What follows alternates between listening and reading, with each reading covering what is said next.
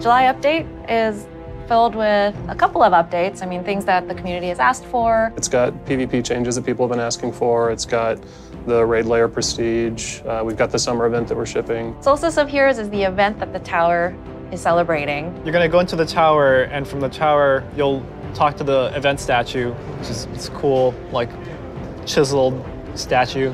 Kind of like Josh Hamrick, chiseled. He's as chiseled as Josh Hamrick.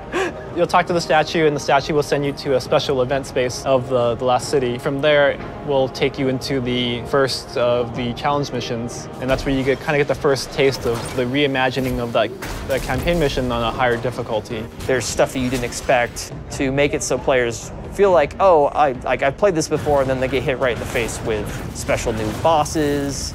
Yeah, there's definitely some parts in some of these missions where you'll need help. Bring your friends. Yeah, it's always fun when all your buddies are dying with you. Moments of Triumph are what the players are actually going to be doing all the way up until Forsaken. And if you actually complete your Moments of Triumph, then you may get a special shirt, which you're not wearing today. No, I should have worn mine today with my name on there every year. Yeah. We've got bounties coming back for the first time in D2. Those will be on the Crucible and Vanguard vendors. We've got the 6v6 quick play node that we're adding that's going to be permanent. So Iron Banner in this update, we basically put more theming on it, more Iron Banner motifs. So we replaced the control zone flags with fire pits that ignite when you capture them. Seriously? And yeah. That sounds awesome. There's wolves howling when you get a power play. And the big change is when you have a power play, the zones lock for 20 seconds, and so they can't be recaptured. It plays very different. It's a lot of fun. For the sandbox, a bunch of exotic armor updates, and we've got a bunch of new exotic weapon catalysts coming out. I'm very excited about the Karnstein Armulets for the Warlock. Magic. Vampire Claw. Yeah, you're gonna be magicking and vampiring and fireworks.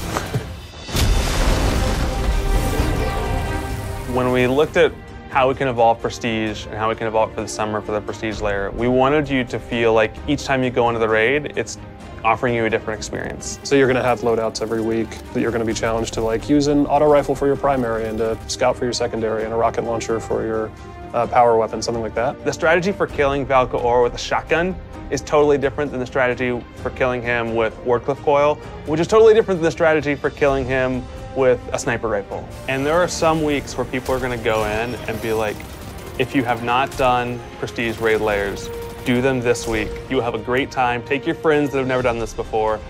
And there are other weeks where you're like, oh, this is hard. Like, I don't know how to do this boss with this weapon, right? Like, how do we make this work? And we're excited about seeing that week-to-week change. One thing we haven't talked about is actually the rewards from the Prestige raid layers are power level 400 weapons. So you get the power level 400 armor from Solstice of Heroes, and then you can get all the way up to 400 for your character by getting the weapons out of the raid layers. So if you want to be rocking 400 when you go into Forsaken, you're going to have to go into these raid layers and find a way to sort of come out on top.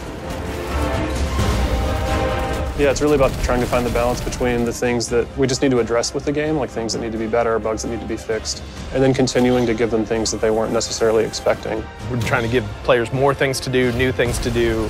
Yeah, I think people are really going to like it. One of the biggest things for Solstice of Heroes for me is that as long as you have the base Destiny 2, you don't necessarily have to have the expansions or anything else. Everybody can participate.